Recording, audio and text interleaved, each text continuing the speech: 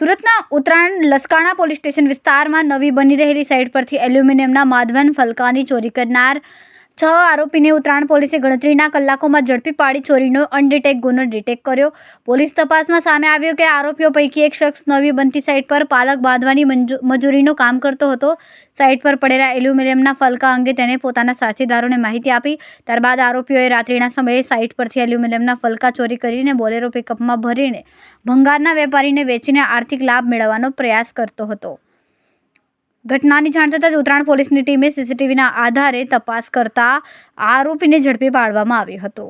Cameraman Senil Virani સાથે વિશાલ છેઠા, માનવ Prabha news, Surat. અમારા વિડીયોની નવી અપડેટ મેળવવા માટે સબસ્ક્રાઇબ કરો માનવ પ્રભા ન્યૂઝ ચેનલને, બેલ આઇકન ક્લિક કરો લેટેસ્ટ વિડીયો સૌથી પહેલા મેળવવા માટે।